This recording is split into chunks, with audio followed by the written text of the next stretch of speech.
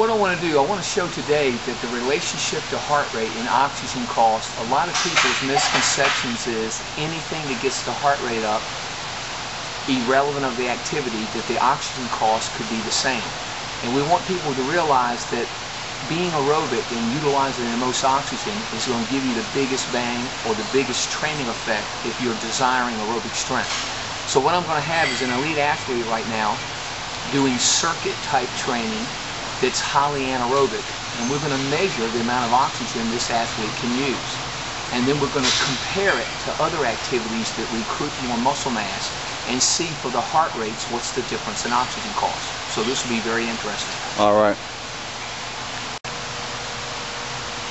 I'm here with Josh Tyler. Josh, you want to tell us a little bit about yourself, how long you've been involved with fitness and athletics? Yeah, sure. Been here at Mike's gym for I don't know, about 10 years now, ever since I was in high school, and been training here, you know, constantly. Then I went off to college. I wrestled at Old Dominion. In high school, I played football as well as wrestling, Central Region champion.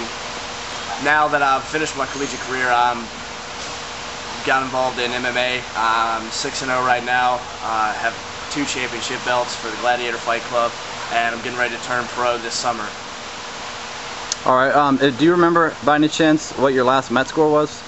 The last time I got tested, my Met score was 50.2 milliliters. You can start doing faster. Okay. Go ahead and start.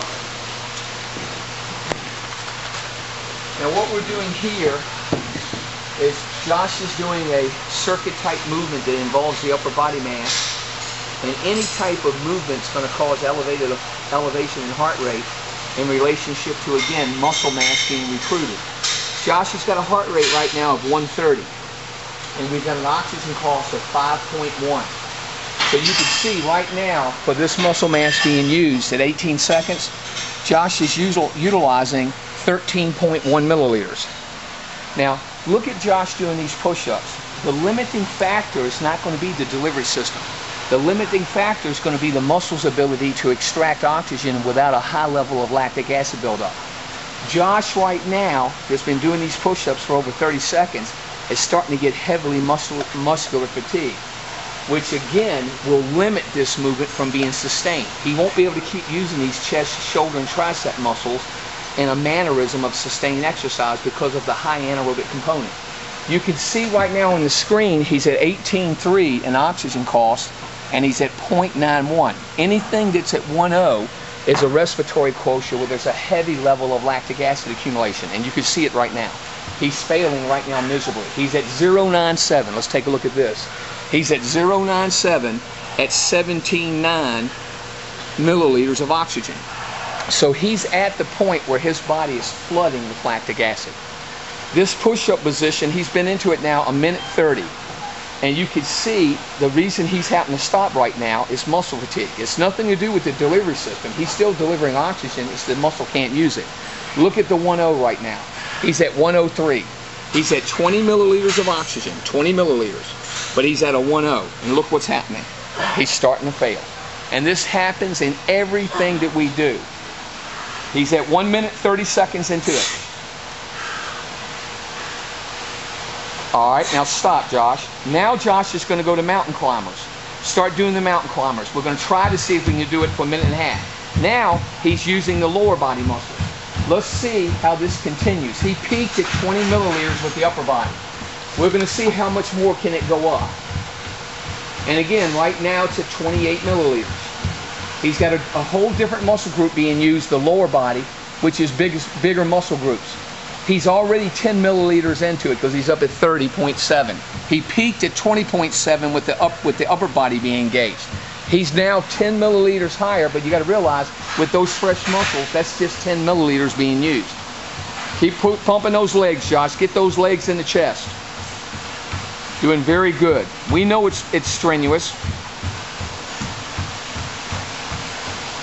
Keep pushing. You're 11 milliliters for the lower body right now. Keep pushing. Keep pushing. And again, you can see right now he's at a respiratory quotient of 0.3, and again he's at 31.2 is his best right now by doing these different movement patterns, and they're very exhausted. You can see he's pushing to the point of absolute muscle failure. But again, how much oxygen is he using? And look right now, Nathan, what's happening. It's starting to decline. He's maxed out his potential for those muscles being used. All right, stop. Now, what this is showing us is irrespective of the intensity of effort, what was the oxygen cost? And right now the peak was 31.2 using upper body, then lower body at a maximum effort. And again, it lasted over 3 minutes of exertion. But again, regardless of the strenuous nature and regardless of the heart rate, with the heart rate right now is 172. Regardless of that heart rate of 172, the peak oxygen cost was 31 milliliters. Now we're going to take a break and we're going to use big muscle mass to get the heart rate to the same level, and we're going to see, can he beat 32 milliliters.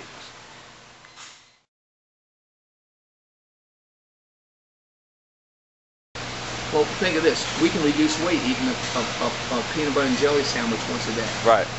So just because any movement, playing checkers with a low enough calorie diet can cause you to lose weight. Yeah, right. So we're judging that being that you're healthy, when this is the truest measure of health. All right, Mike, you want to show us exactly what we're comparing here on Josh and the VersaClimber in comparison to Josh doing the circuit type training? What we want to show here in this demonstration is Josh is on a piece of equipment now that recruits more continuous muscle.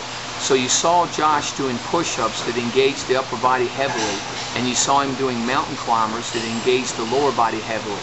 But his peak oxygen cost, as heart rate linearly went up, peaked at 31 milliliters. What we want to compare now, since measuring oxygen cost is the truest measure of aerobic strength, is how much oxygen is Josh going to be able to deliver and use with more continuous muscle mass being used when he reaches a heart rate of 172. 172 was his max? That was his max heart rate doing the push-ups and the mountain climbers combined. All right.